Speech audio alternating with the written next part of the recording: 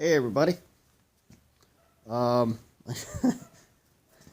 Here's a joke. This is the third time I tried to shoot this update, and my phone kept dying. So I don't know what I'm at now. I just came in and seen it's charged, or I didn't see it's charged. I just came in and it was on the charger, so I assume it's charged. Earlier I saw this at 30 or 40%. So batteries. So here we go. I just came in from plowing snow and it's, I don't know, probably ankle deep almost. Not quite. But it's coming down good and it's supposed to snow 10 inches by the morning. So I got my Shell Rotella High Tran. Why am I saying Rotella? It's Shell Sparax. On the hood there, trying to get that warmed up so it'll pour, but I'm not sure if it's really gonna do anything, seeing as I'm ready to go inside and it'll be cold again by tomorrow. But regardless of the fact, it's still I don't know why, I just brain farted and just took off out in the snow, man. Got a little excited, I guess. Which makes sense because this is the first snow of the winter, and I've been in the garage here 3 or 4 days now, just thrashing on this. And I guess I'll start at the back. I made pallet forks earlier, and it's just a simple. It's all made of the 5" by 2, 5x2 angle, 4x2, 2x4. I'm not even sure. C-channel. And on the back here, I got my lights. This stupidly long bolt that really doesn't need to be that long. It's actually the control for the self-centering forward and reverse pedal spring setup. That kind of works and kind of doesn't work. It really helps though. It's not like going flying headlong and then having to stomp on reverse like it was the other week, because I also fixed that finally. So back here we have a Cyclops lift cylinder powering the 3-point hitch system. And here I'll get this hitch pin and thing out of the way here. So we got a shaft up above with 2 arms on it. They go down below and pick up the lower hoop piece of it. And then this bar across here to attach to the fat cylinder. Then the hoses run up alongside where the lift bar originally went.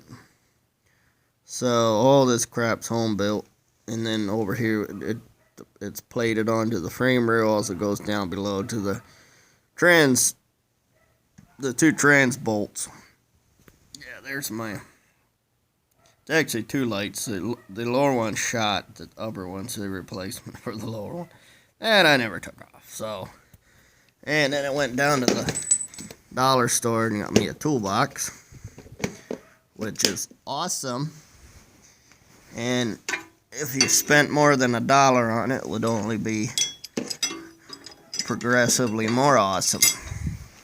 So that's actually the C-shaped bobber that goes onto the Brindley hitch to allow me to tow trailers with her. So, and underneath this tonneau cover is a whole mishmash of another spool valve. And here's the control for that spool valve that runs the rear hitch. See, let it down here.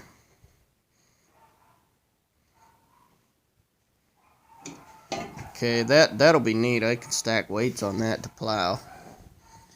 And then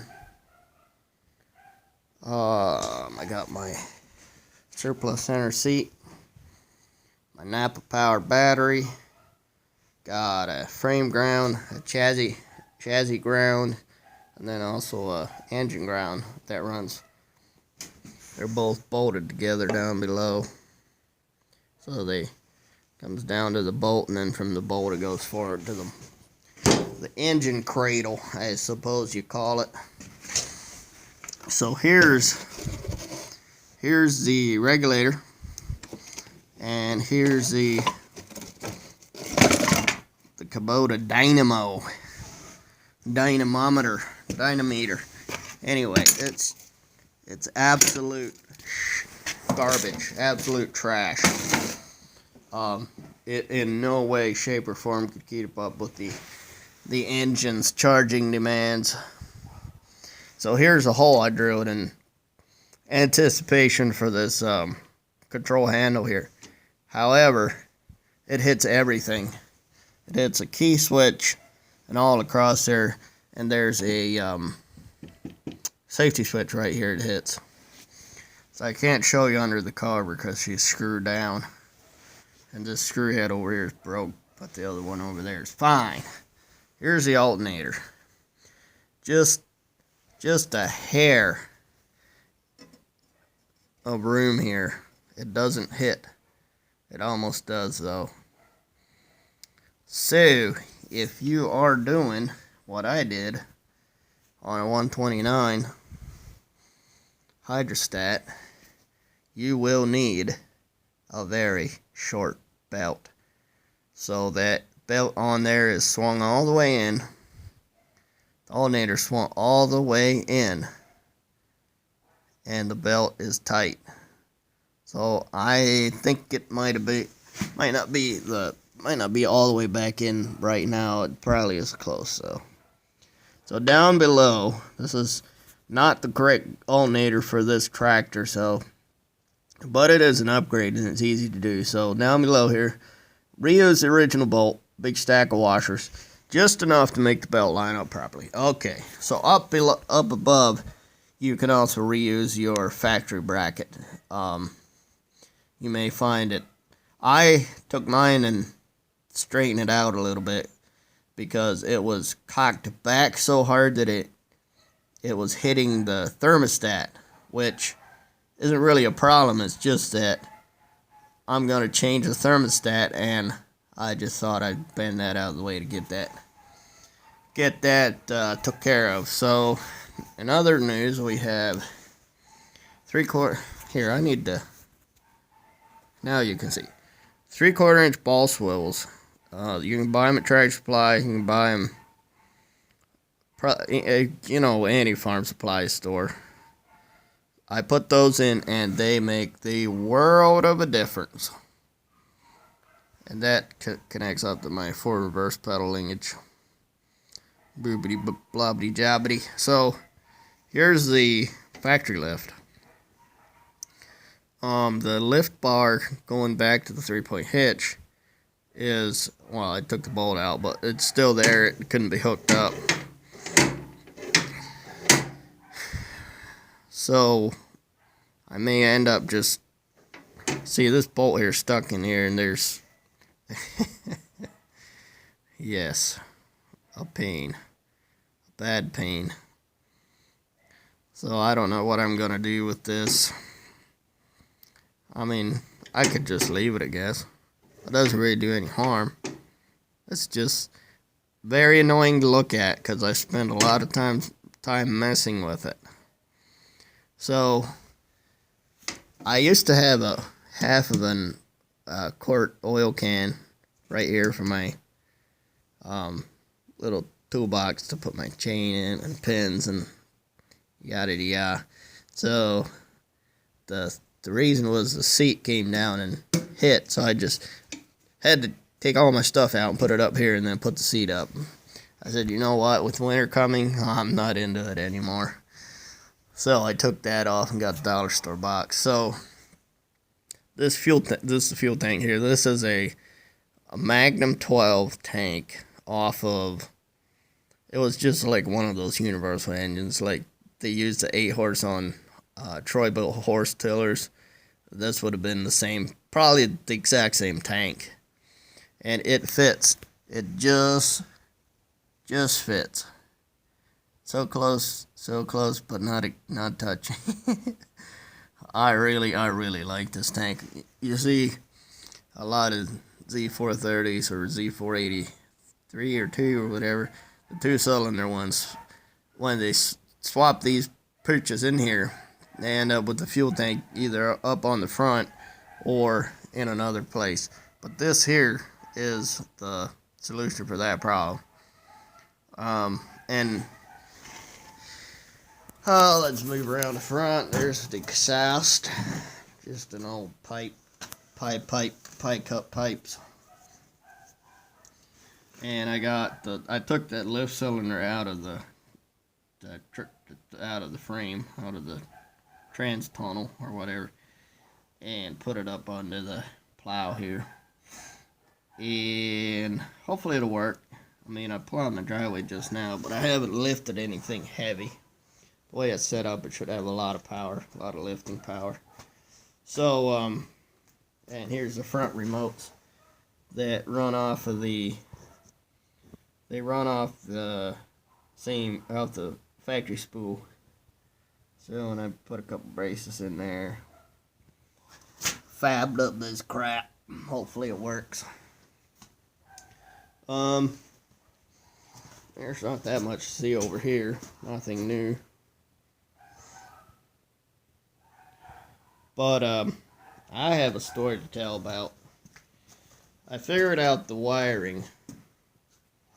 I found the exciter wire. And,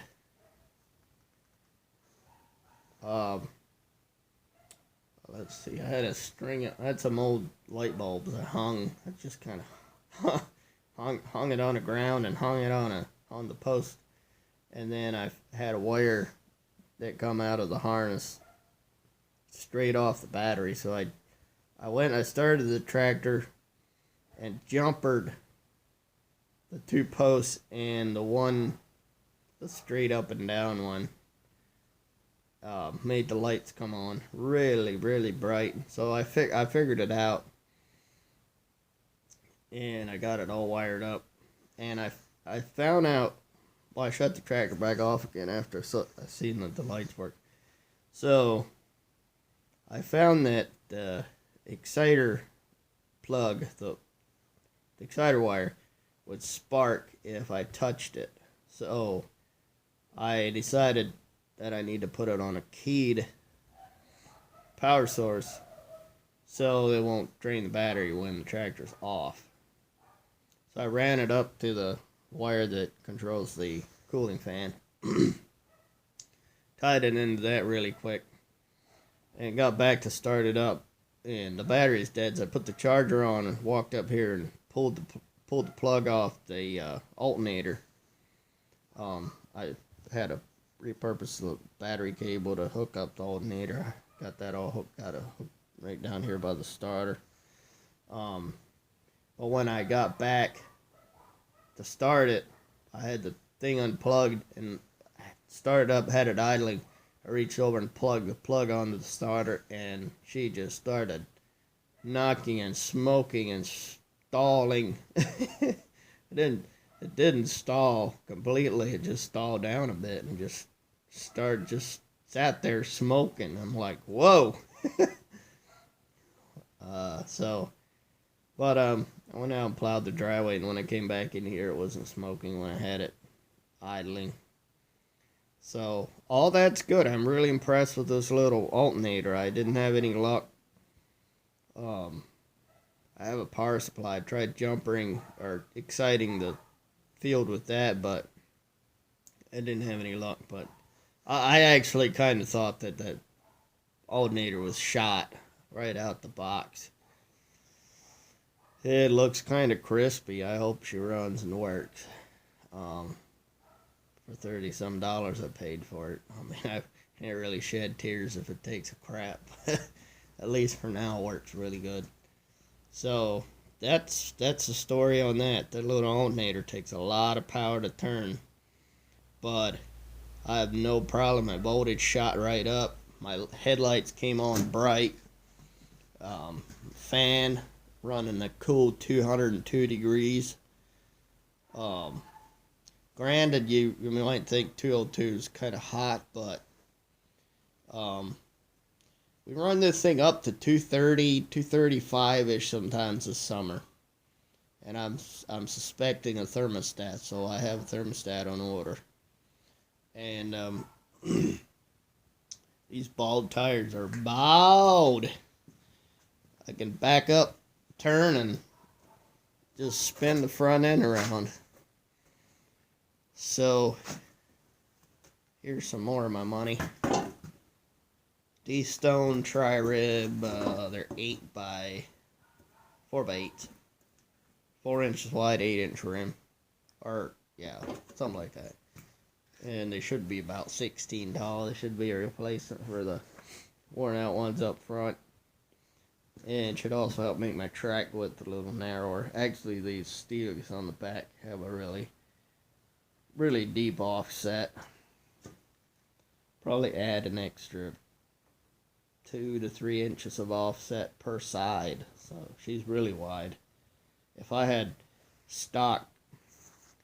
stock width offset on the rear, the fronts would pop out like stupid. So there's all that. As far as I know, I didn't miss anything. I've just been spending a lot of time working on this, and I've taught myself how to flare pipes, and also got a camera stand, so maybe you guys can actually watch me put in some time. And that's it. Thanks for watching, and if you enjoyed it, you can subscribe. Thank you.